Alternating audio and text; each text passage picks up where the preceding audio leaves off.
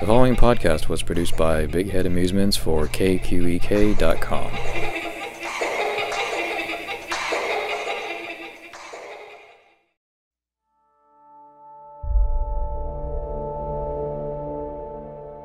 Since his debut in 1999 with Maxwell's Demon, Jeff Toyne scored a diversity of feature films gliding between studio and independent visions and working steadily as an orchestrator, most notably for mentor Brian Tyler on the Final Destination films. In our interview, Toyne discusses his collaborations with Tyler and scoring Rogue, DirecTV's first foray into original programming starring Thandie Newton and Martin Soskis.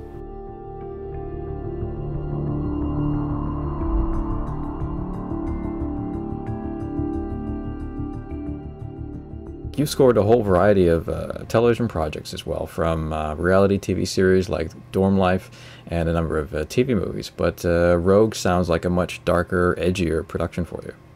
Yeah, I could probably agree with that. I was very excited when I saw the rough cut for Rogue. It had a fabulous look to it, and the storyline was really taut and thrilling, and the performances on screen were great. I was delighted to be able to work on the show. Is it difficult getting television projects because you work on both sides of the border? Difficult getting television projects. Because I guess there's a lot of competition for them. There's so much good television production that's being made right now that I gather that to find something that's particularly unique must be challenging. Well, I think it's pretty challenging to get any kind of good production. I mean, the competition for film work is really high as well. There's this idea that once you start working in one field or the other, television or film, that you'll be perceived as a television-only guy or a film-only guy. I think that was more true in the past, but of late, I mean, there's a lot more crossover, I think, between film and television, and I think part of that has to do with the quality of television these days, and I think they're looking for real cinematic qualities to the shows. But it's all highly competitive. It's not like television is more competitive than film, and film is easy compared to TV in terms of trying to get a show. I mean, it's all good hard work to pitch and find projects. Well, I just wonder if the emergence of some of these specialty channels has made it not necessarily easier, but has at least opened up more opportunities for you. For example, Rogue is produced by DirecTV, and I wonder if this particular production differs in any way from your standard American or Canadian network productions. Now, there is a distinction to be made. A lot of people have been thinking that Rogue was aired the same way that the Netflix show House of Cards was. House of Cards was released all 10 episodes at once on Netflix, which is on demand, and they're able to do that. DirecTV and in Canada, Movie Network and Movie Central, those are just cable channels that air programs weekly. So in that respect, Rogue is a typical weekly 1 hour series that airs, I think, Wednesday nights. What was slightly different about it was that it was ordered 10 episodes all at once. It didn't go through a pilot process. So they didn't do a pilot episode and then pick up episodes after the pilot. It was ordered all 10 episodes at a go. And this allowed a lot of creative freedom for the filmmakers, because they were able to know that they had 10 episodes over which to do story arcs and character development, and they could really have a story that unfolds at a really nice pace over the 10 episodes. When you mentioned pilot, I guess it's sort of accepted now that when a new series is proposed, they do either a pilot or there's a small order that's initially done, and then I guess based on the success of those episodes, that's when they order more of them. From a composer's standpoint, is it difficult at all to kind of map out the themes for the particular character, the way that you want to have it developed, or is it sort of instinctual that after having done a lot of television and a lot of feature films that you sort of know what specific themes that you have, and then you kind of ride on instinct in terms of the way that you develop them as new scripts and new storylines are given to you? Well, I would say that two things happen. One is when you're developing thematic material for a show that's going to be either attached to ideas or characters, or even grander, just an overriding kind of theme for the show. The goal is just to make the theme as strong and memorable and as emotionally appropriate, like, just to find that right tone that really kind of encapsulates what you want for the character. And given the way that we score the show to the picture, it's rare that you'll be able to, in the first episode, or even in a movie sometimes, it's rare that you'll be able to give the full presentation of the full theme, play the whole thing through, all 32 bars or all 16 bars. So even when you develop a theme that has, musically a beginning, middle, and end, you might not be able to play that entire theme in a scene. You score the scene, and you might have a time in the scene, or it might be appropriate, depending on the action, to just have a part of that theme presented. The other thing that actually was very, very helpful on a more practical level was because it was ordered 10 episodes at once, when I came on, they had already shot all 10 episodes.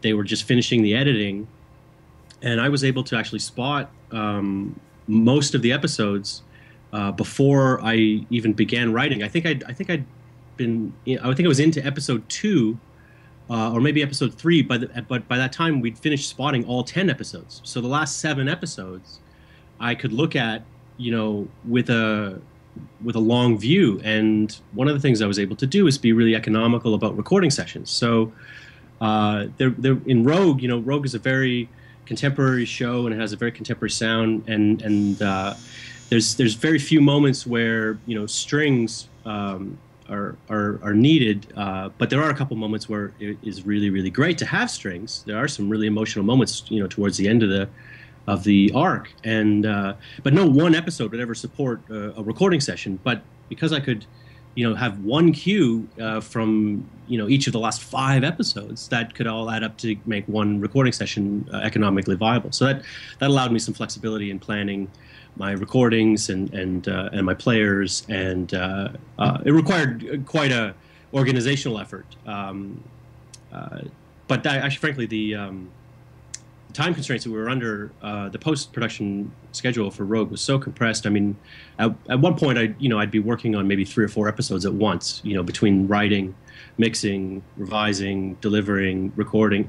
Like I said, I really relied heavily on my music editor and producer, Chris Brooks, and my team. Like I said, it was just as much a logistical challenge as a musical one. Yeah, I really like the integration of percussion textures, and I think one of the striking aspects of the score is the way that you balanced electronics and orchestral elements. And was that part of the aesthetic that you got from the filmmakers, or was it something that you suggested to them? The filmmakers wanted a contemporary sound. That was, I think, one of their overriding directions, is they wanted a contemporary sound. The characters are tough characters, and it happens, modern day.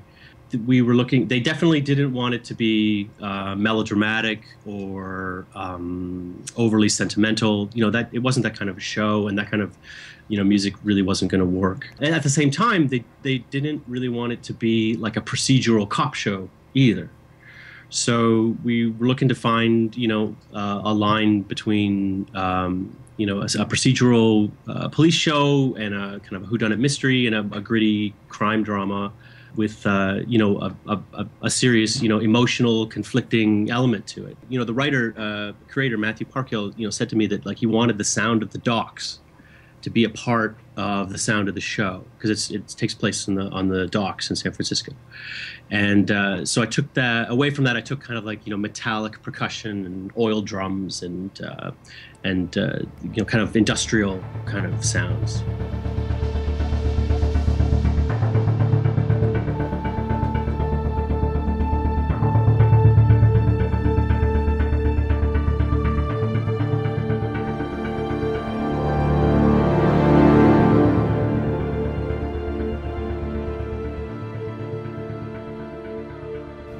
Well, I've noticed that you've also maintained a steady career as an in-demand orchestrator, and I wonder if you can describe the collaborative process with a composer such as Brian Tyler, because I think you've worked on some of his most aggressive scores, especially the Final Destination scores, which are really a lot of fun, and they're great examples of fusing full-blooded orchestral sounds with sometimes rock, sometimes industrial synth stuff as well.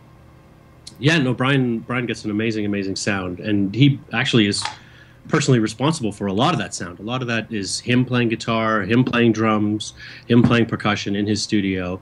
So by the time he goes to record the orchestra, a lot of his pre-records are not demo pre-records. They're pre-records that will stay in the final mix that he's already done. And that's one of the reasons that his demos sound so good. You know, they're mostly finished music.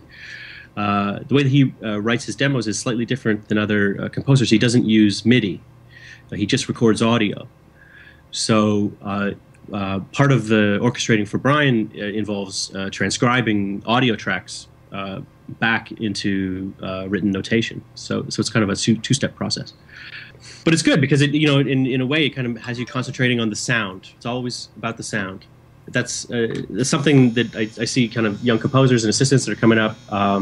It can be easy when we're just got so many computer things to do in order to make the music and all the bits of production that go along.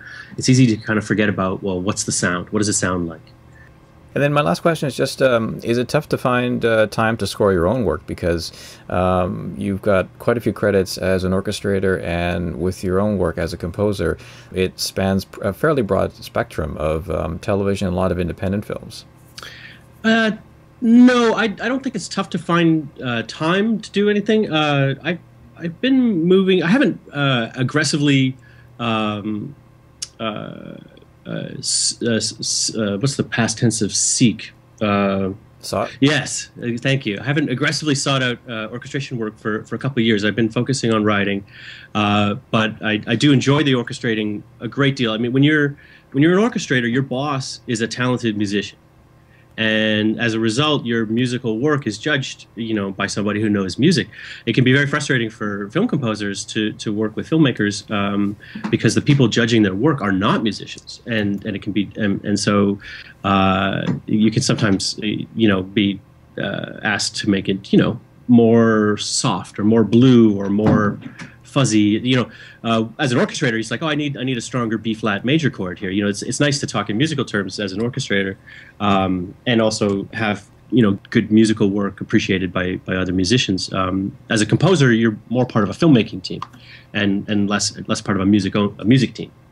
So I like the duality of those jobs. What I like about composing is being able to bring all the experience that I've had orchestrating into my own work. So I really enjoy all the tricks of the trade that I picked up along the way orchestrating. I can now apply those to my own music, and so that's really enjoyable. Mm-hmm. And then finally, is there going to be a soundtrack album for the score for Rogue? Yes, as far as I know, there will be. We had a couple of record companies contact us interested in releasing something with the premiere, but I think the timing wasn't going to be too difficult. But E1, I think very very early on when I was involved, indicated that they want to have a soundtrack released with the DVD. So I think the short answer to that is yes. And I actually I'll have to go back and probably do some work preparing the music for soundtrack, because the collaboration on Rogue really continued through the producers to me, to the programmers, to the editors, to the soundstage. They at the soundstage were making significant musical choices with the stems that I delivered them. I was writing in LA and Vancouver, and they were mixing in London. So the final music for the show is different than the music that I sent over, because we send over stems, and they have options. So I'll have to make some decisions as to what goes on the album, whether it's strictly what my original vision was for the music, or match better what people heard when they watched the show.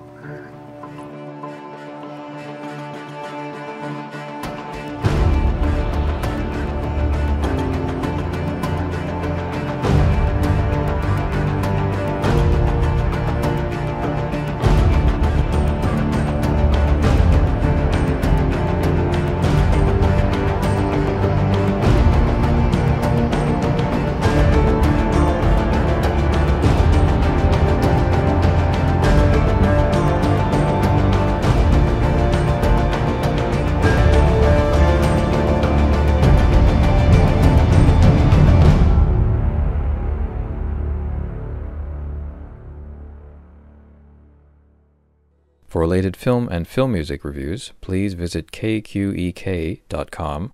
This program is copyright 2013 by Mark R. Hassan.